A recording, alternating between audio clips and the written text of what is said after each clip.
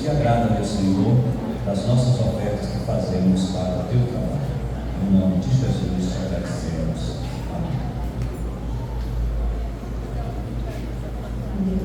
Gostaria de saudar a igreja com a paz do nosso Senhor Jesus Cristo. Glória a Deus. Aleluia. Uma vez mais, Senhor. Mais uma vez, Senhor, estejamos cantar. Aleluia. Aleluia.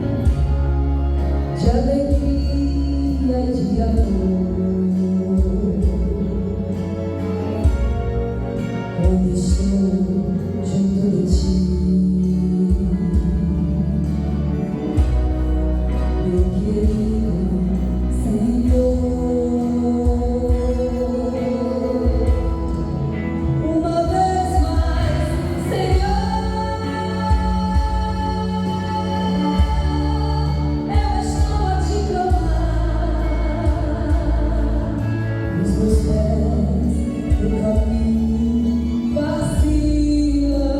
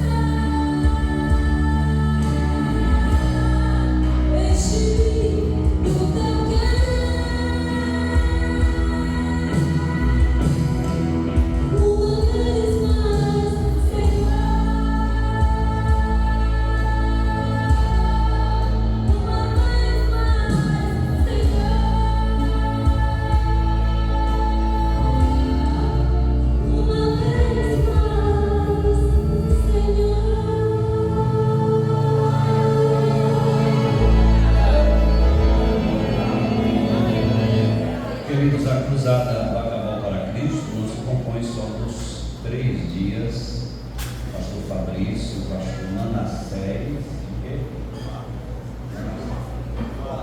Soares, de Natal, Manassés, pastor Gilmar Santos, no domingo, sexta, sábado e domingo, Gilmar Santos na segunda-feira aqui. Então, não se compõe só disso. Durante a semana nós vamos fazer a mobilização missionária, vamos precisar de você. Nós precisamos de você. Você não pode ficar fora, porque é um trabalho feito com todos. Queremos você dirigindo curso conosco nas ruas, os cultos familiares, trabalho. Em torno de 3.000 cursos que nós precisamos dirigir. Além disso, já agora nos dias 18 e 20, os pastores Valdes, Jorge, a equipe que trabalha nas escolas vão fazer um trabalho nas escolas. E precisa com todos os pastores diários. E eu quero pedir que você ore, jejue, porque é uma batalha ferrenha. Você não quer saber alunos que se cortam, alunos que estão, coisas terríveis, precisam, ansiedade, depressão, eles precisam da cobertura de oração de toda a igreja. Então, orem pelos irmãos que vão estar fazendo esse trabalho, orem pela mobilização, orem pela a nossa cruzada, Plano Salvador, todo mês. Esse mês vai ser no setor, não é isso? Queridos, eu vou tentar, pelo menos, ler o que eu tenho aqui em mãos. É uma mensagem que eu preguei em 2023. Tem 2 anos certinho que eu preguei essa mensagem aqui. Praticamente fiz apenas alguns retoques, mas focando o trabalho evangelístico. Você vai lembrar, com certeza, você que esteve aqui no dia, vai lembrar. No texto que foi lido, apenas 2 versículos. E apiedai-vos de alguns que estão duvidosos, e salvai alguns, arrebatando-os do fogo, tendo deles misericórdia com temor, aborrecendo até a roupa manchada da carne. Olha os detalhes dos versículos. Apiedai-vos de alguns que estão duvidosos, salvai alguns, arrebatando-os do fogo, tende misericórdias deles com temor, aborrecendo até a roupa manchada da carne. A ideia aqui é de uma pessoa que foi lançada ao fogo e que transformará ou se transformará numa rocha humana a queimar para sempre. Quando eu estava lendo isso aqui, eu me lembrei do Coliseu de Roma, que eles pegavam cristãos, envolviam num tecido e molhavam esse tecido num combustível e amarravam num poste e tocava fogo para alumiar o Coliseu enquanto os gladiadores estavam lá, nos jogos deles lá. Cristãos amarrados. A cena é mais ou menos essa: alguém que se transforma numa tocha humana a queimar, não durante um jogo, como no caso do Coliseu, mas a queimar para sempre, porque lá o corpo se consumia, aqui não se consome, é fogo eterno. Isso só pode ser evitado se você, se eu, se nós viermos arrebatar essa pessoa do fogo, viermos atirar essa pessoa do fogo. Isso indica o iminente perigo que cerca todo aquele que ainda não aceitou a Jesus Cristo como seu Salvador. Uma pergunta para você: você conhece alguém que não é crente ainda? Um familiar, um amigo, uma pessoa que não seja amiga, mas você conhece que não é crente? Pois essas pessoas que ainda não aceitaram a Cristo como Salvador estão correndo esse perigo. O que significa arrebatar almas do fogo? Porque o texto diz arrebatando as do fogo. A explicação é muito clara. O fogo aqui é o juízo eterno. Eu já disse, queimando para sempre. Então está falando do fogo eterno. Jesus Cristo disse que serão lançados num lugar onde o fogo nunca se apaga e o bicho nunca nunca morre. Alguns dizem que esse bicho é a consciência. Eu tive tanta oportunidade, mas nunca dei ouvido. Alguns dizem. Outros dizem que esse bicho são germes que se alimentam do próprio fogo, que comem fogo e que a função deles é atormentar as almas que são jogadas lá. Mas outros dizem que esse bicho é a própria alma do ser humano que é jogada lá, que perde a aparência natural e passa a parecer mais com o bicho. O pastor João de Oliveira, que morreu e foi ressuscitado, ele era diretor de um instituto melhor da época, Pindamonhangaba, São Paulo. Ele morre, e quando ele está lá dentro do caixão, o corpo, mas a alma já estava lá. Ele viu, antes de chegar no paraíso, o inferno, e viu dentro daquele mar de fogo umas criaturas parecidas com os grandes camarões tostados, mas vivos. E ele pergunta então para o anjo: meu Senhor, quem são essas criaturas? E o anjo respondeu: são as criaturas sem Deus que vieram para aí, perderam a aparência natural, parece mais com um bicho do que com o ser humano. Então, alguns acham que quando Jesus disse o bicho nunca morre, está falando da própria pessoa, vida para sempre, mas não vida, sofrimento para sempre. É aí onde Judas está dizendo: tenham piedade deles, dos que estão na dúvida, dos que são duvidosos, e salvem alguns, arrebatando-os do fogo. Então o fogo aqui é o juízo eterno. Para Judas, meus irmãos, a realidade futura é como se fosse presente. O que vai acontecer quando eles morrerem, para Judas já está acontecendo, porque o que falta é só eles morrerem. É como se o inferno já tivesse apanhado as suas vítimas. Você que não está em comunhão com Deus, você que está em pecado, dizendo que é crente, nome no rol de membro da Assembleia de Deus, às vezes no púlpito, você que finge de ser crente, tenha cuidado, porque na hora que o seu coração parar de bater, o seu cérebro morrer, sua alma sair, acabou-se. Não tem mais o que fazer. Aí só vem o julgamento. E como enfrentar o julgamento sem o advogado, que não aceitou o advogado que é Cristo? E filhinhos, não pequeis, mas se todavia pecares, lembremos que temos um grande advogado, Jesus Cristo, o justo. Então nós precisamos aceitar esse advogado para ele poder advogar a nossa causa.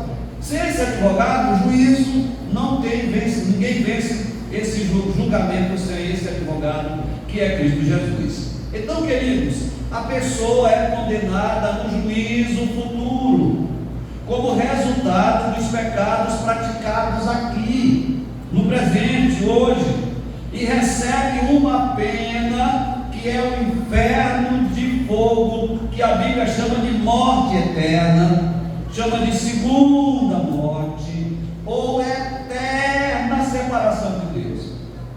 Para Judas, o que vai acontecer já aconteceu.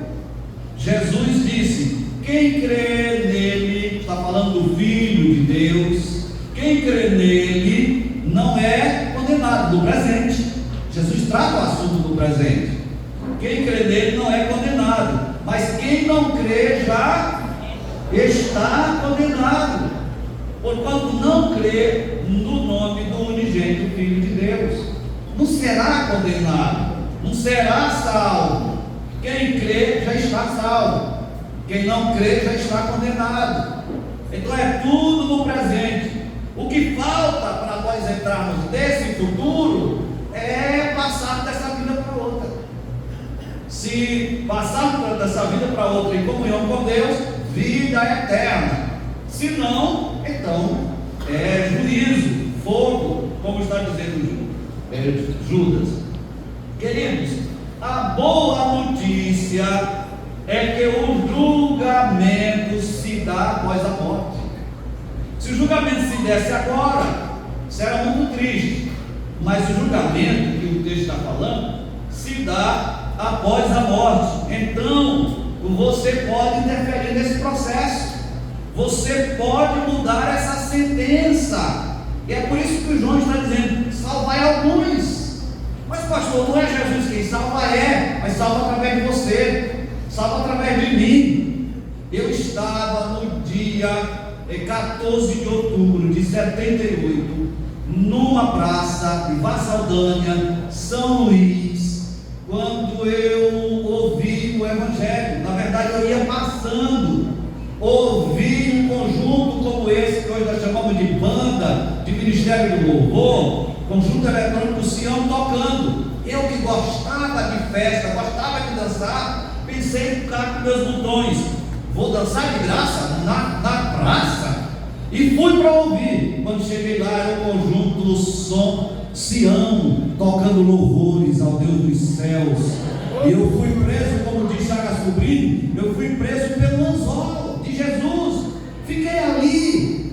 Meu primo Ivanildo ficou me incentivando: vamos, nós vamos passar para assistir um jogo da Escola Técnica Federal do Maranhão, um jogo da escola com o Colégio Dom Bosco, jogos juninos, não, estudantis, desculpem, jogos estudantis.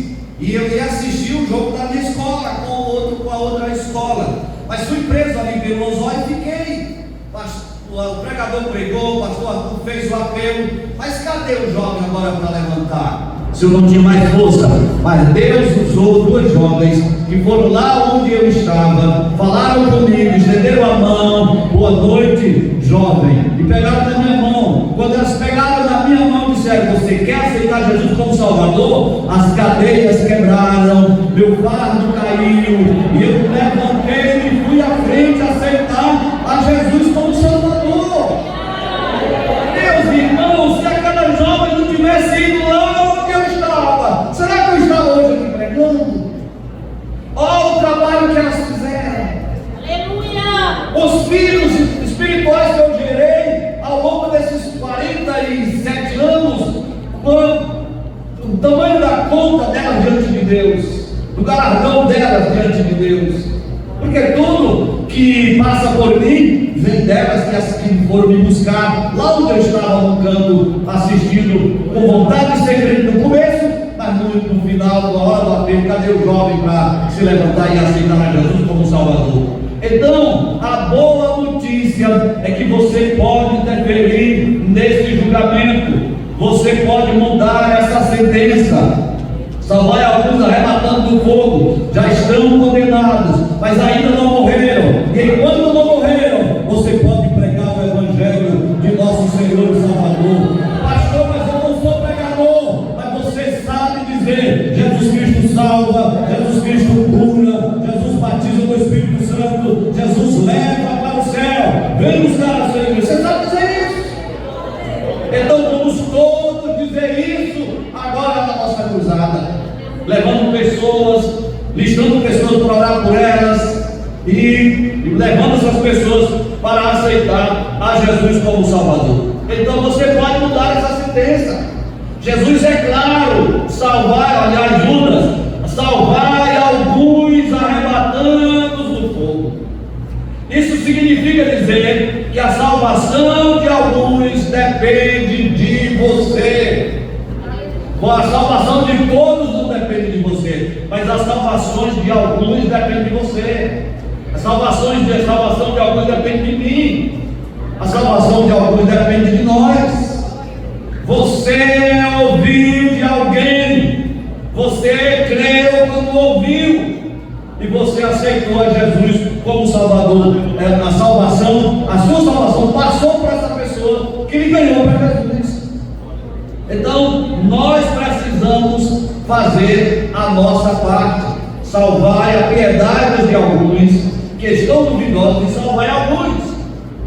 Eu já disse para vocês, irmãos, sobre o pastor João de Oliveira.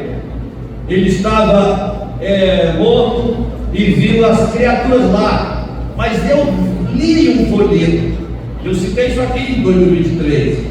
Eu li um folheto de uma pessoa descrente, que escreveu aquele folheto, 24 horas no inferno. Essa pessoa morreu E essa pessoa foi designada a ir para o inferno, porque não era crente, não servia ao Senhor. Por sorte, quando ela ia sendo impungida pelas ondas do lago de fogo, foi no momento que iam conduzindo o caixão para o cemitério, tropeçaram e caíram. Não sei porquê, naquele momento a pessoa se levanta do caixão, ressuscita, volta à vida e escreve um folheto, 24 horas do inferno, contando que as ondas de fogo são como ondas do mar, mais ou menos como as ondas de um vulcão, das lavas de um vulcão que sai correndo aquele mar de fogo, aquele rio de fogo, mais ou menos assim. Ali o fogo derrete as pedras do vulcão, mas aqui é um fogo eterno. E nós precisamos livrar essas pessoas dessa perdição eterna. E você, meu irmão, pode e você deve interferir. Não deixe o diabo lhe vencer dizendo que você não pode fazer nada. Você pode. Até os nossos irmãos que são trabalham com Libras, olha aqui um trabalhando, pregando a mensagem que eu estou pregando, passando para eles que são deficientes auditivos. Até eles estão ganhando vidas. Aí nós que sabemos falar, nós que enxergamos, nós que temos pés, que temos mãos, que podemos fazer alguma coisa, vamos ficar de braços cruzados? Não vamos falar de Jesus para as pessoas que estão condenadas à perdição? Então, você pode, você deve interferir nesse processo. E a palavra de Deus diz: salvai alguns, arrebatando-os do fogo. É claro, irmão, que aqui nós temos uma notícia triste, que nós não vamos poder salvar todos, mas vamos poder salvar alguns. É como um incêndio num prédio, que os salva-vidas vão lá, os bombeiros vão lá e salvam, às vezes conseguem salvar todos, mas nem sempre. Mas se eles vão salvar, quem eles podem salvar? Então, eu quero que você compreenda que o que Judas está dizendo não é uma sugestão, é um chamado urgente. Deus está dizendo: Raposo, salve alguns, arrebatando-os do fogo. Ele está dizendo, chamando o seu nome, dizendo que você precisa se posicionar. Você não pode de modo algum deixar as pessoas morrerem, se você pode salvá-las.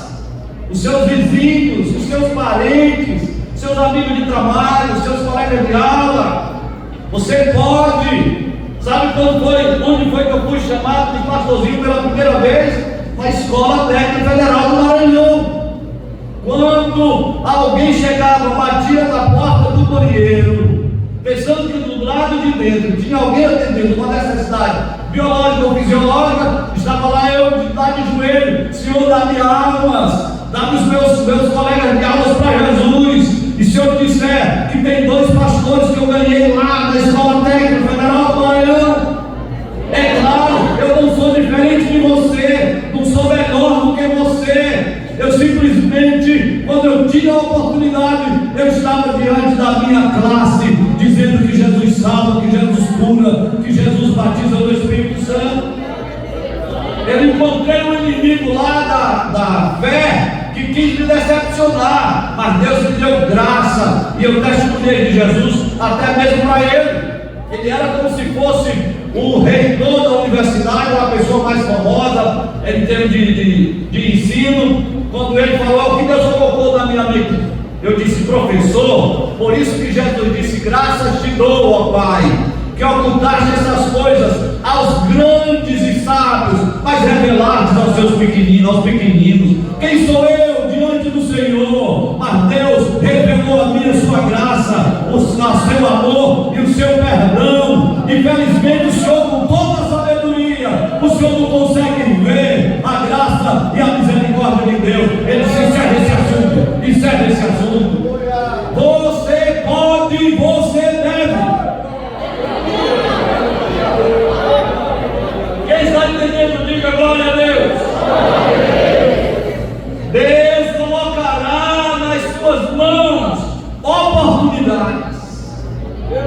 Não perca essas oportunidades.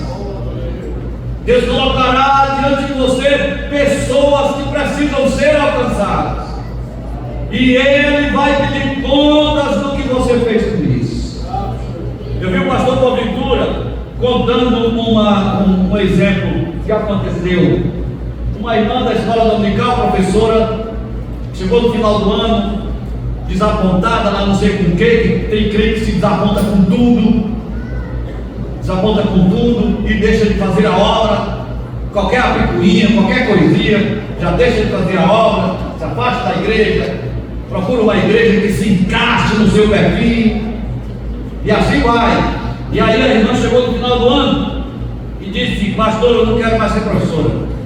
Tudo bem, minha irmã, o pastor substituiu. Só que à noite ela teve um sonho. O Senhor falava com ela e dizia: minha filha, cadê aquela família que eu entreguei nas tuas mãos? O que tu tens feito para salvá-la? E ela acorda. De manhã foi ao pastor e disse: pastor, me arrependi, o senhor pode me devolver a classe? Com muito prazer, minha irmã, continue sendo a professora da classe X. Sabe o que acontece? A família que Deus falou para ela em sonho não era crente. Ela fez uma visita a essa família, convidou essa família para assistir a escola dominical, sem compromisso, mais ou menos um culto familiar, que muitos dos meus irmãos estão apenas dirigindo cultos. Não, meus irmãos, a intenção também do grupo familiar é evangelizar os vizinhos, chamá-los para Jesus. Nós não podemos cometer o erro de ficar com essas maravilhas, essas bênçãos só para nós. Até os leprosos lá no Velho Testamento entenderam isso. Não podemos ficar com esse despojo só para nós. A cidade está morrendo de fome, não é justo. Vamos avisar ao rei. E os irmãos sabem que foram avisar. Aí toda a cidade veio se alimentar do despojo que foi deixado pelo exército e fugiram, porque o anjo do Senhor fez um exército bater em retirada para dar comida ao povo de Deus que estava morrendo de fome. Não é justo nós ficarmos com essas bênçãos só para nós. Ela foi então, convidou essa família para a escola dominical e começou a evangelizar. Dias depois, ou tempos depois, toda a família aceitou a Jesus como Salvador de sua vida. O que é que você está fazendo com o vizinho? O que é que você está fazendo com os seus familiares, colegas de aula, seus patrões, seus funcionários, que Jesus entregou em suas mãos? Ele vai pedir contas do que você tem feito com isso. Arrebatar do fogo não é uma opção entre muitas, meus irmãos, é uma única alternativa, é a solução para quem está à beira da perdição. Pastor, mas os que estão à minha volta são adolescentes, estão jovens, eles morrem também. Crianças morrem até no ventre da mãe, que não chega a ver a luz do sol. Nós não podemos brincar com coisas preciosas e desperdiçar as oportunidades. Aproveite a oportunidade que Deus tem lhe dado para você ganhar almas para Jesus, levar vidas para Jesus.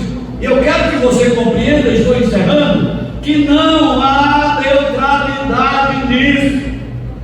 Ou você estende a mão e puxa alguém para fora, ou você assiste essa pessoa morrer, ser queimada eternamente no fogo que não consome, mas que simplesmente faz sofrer pela vida inteira. Salve enquanto há tempo, faça a sua parte no dia que se chama hoje. Deus me deu um hino quando eu era ainda muito jovem.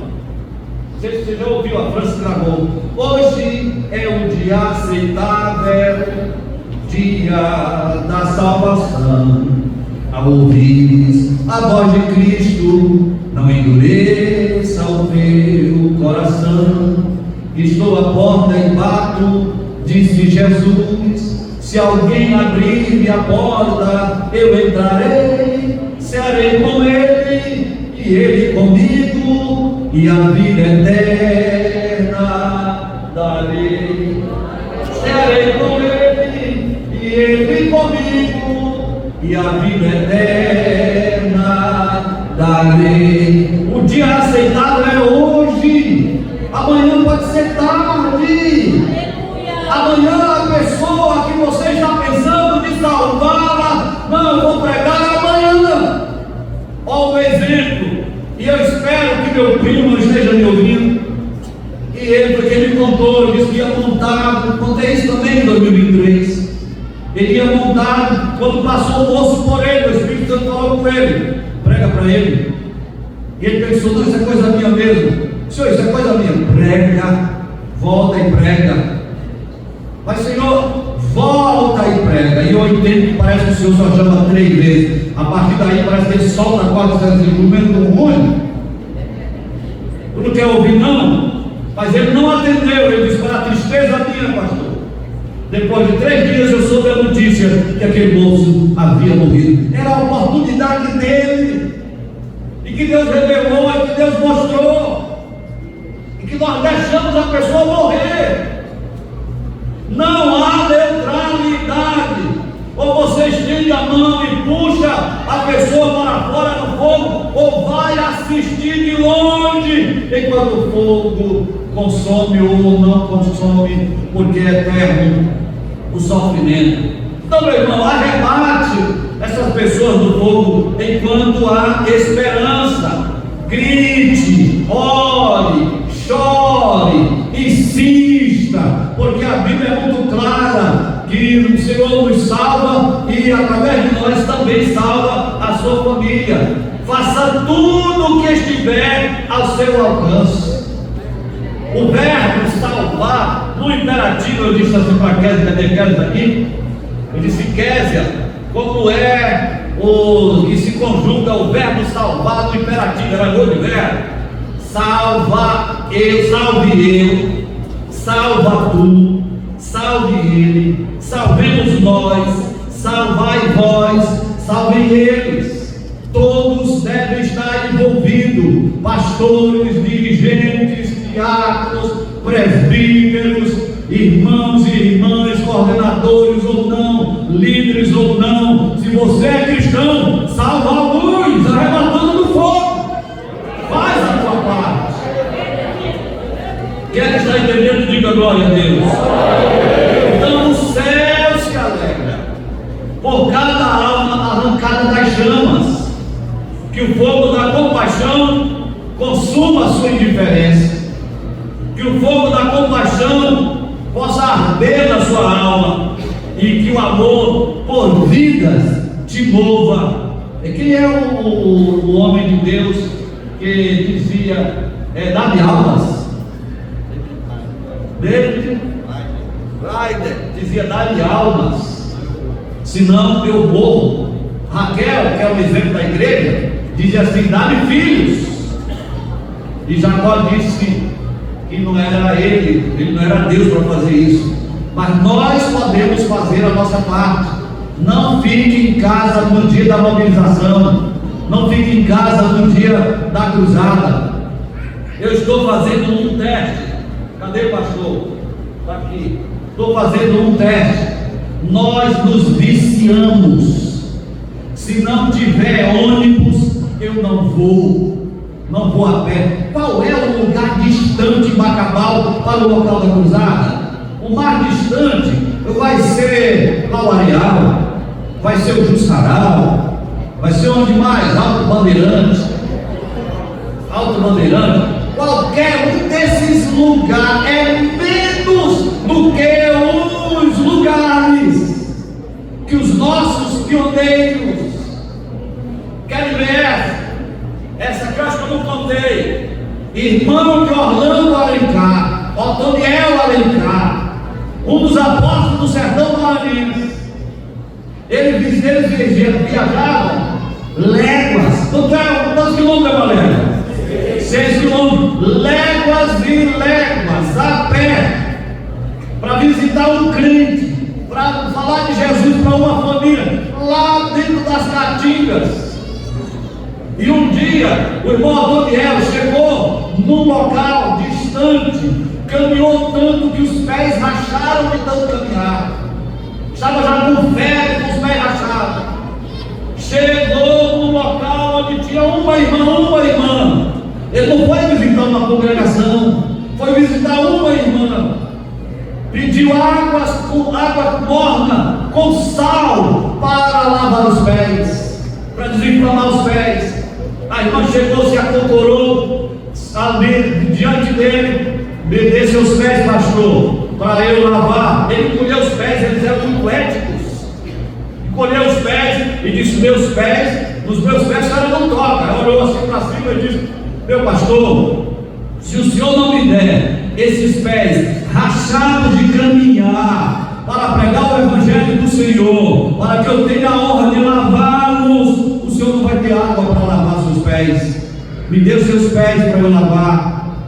Pés rachados de pregar o evangelho. Eu sou de ontem, mas eu rodava de 40 quilômetros de bicicleta para pregar o evangelho. Quando eu comecei, eu lembro que mamãe dizia assim: se eu for ser crente, eu não vou ser besta como vocês, andando a pé. Nós íamos para o Sossego com 12 quilômetros, nós íamos para o Olho d'Água do Tolentino, mais ou menos uns 6 ou mais quilômetros, isso tudo no pé. Aí mamãe dizia: se eu for ser crente, eu não vou ser besta como vocês. Pois olha a cena que eu vi no inverno, no maçapeiro, naquela lama que a gente tem que enfiar o dedo grande dentro da lama para não escorregar. Lá vai mamãe com a lamparina de noite, assistir culto 6, 7, 8 quilômetros e glorificando o nome do Senhor. O pastor disse aqui na oração, eu vou repetir na minha fala: vamos bater a preguiça, sair do comodismo e vamos falar que Bacabal é do Senhor Jesus Cristo. Vamos salvar a luz. Eu sei que nós não podemos salvar todos, mas podemos dizer como Jesus disse: Pai, dos que tu me deste, nenhum se perdeu, a não ser o filho da perdição. Um dia desse eu peguei o carro, fui bater em São Luís, fazendo uma visita ao doutor João Alberto. Conversamos, ele disse: pronto, a que o senhor veio? Eu disse: falar de Jesus para o senhor. O senhor é um homem bom, o senhor é uma pessoa ajudadora da igreja. O senhor sempre esteve perto do pastor Boaventura, sempre esteve perto de mim, perto de outros pastores, mas o senhor já está com 89 anos. Eu estou com meus 64, o senhor está com 99, então nós já estamos na contagem regressiva. Daqui a pouco é a eternidade, o senhor não pode se perder. Aí ele disse assim: vamos ver meu jabutis?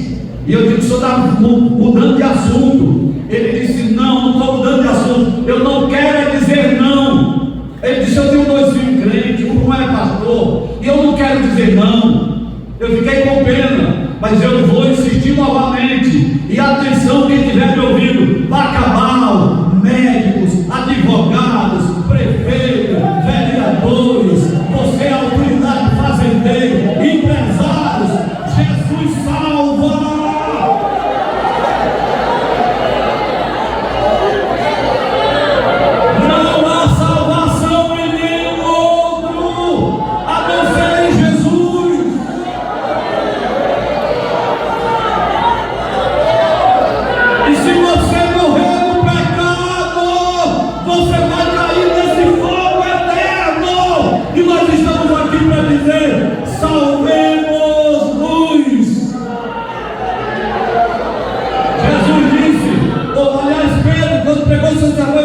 Salvai-nos dessa geração perversa.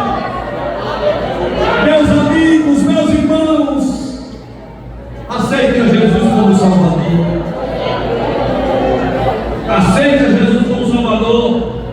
Eu tive a oportunidade de receber o governador lá em Maracaçubé. Aproveitei para fazer um pequeno culto.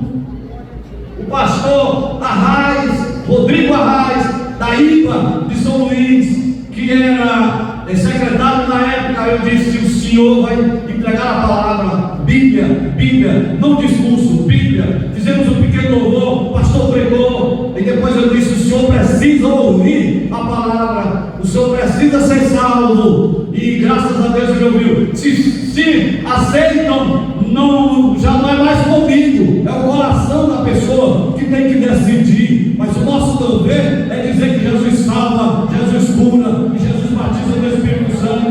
Jesus precisa salvar a salvação. Jesus precisa salvar todos aqueles que ainda não têm a certeza da salvação.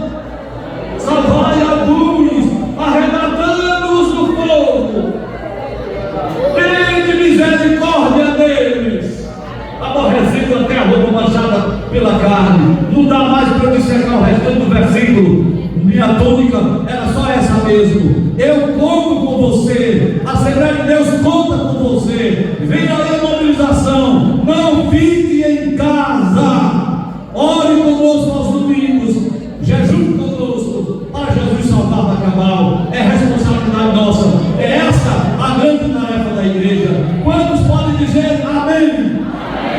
Fique de pé para nós fazermos uma oração. Ô Bacabal, você vai desocupar as mãos. Oh, aleluia! Glória a Deus! Fique de pé. Desocupe suas mãos. Grupo Coinonia, vem agora. Chegue aqui. Mas você vai precisar interceder nesse momento.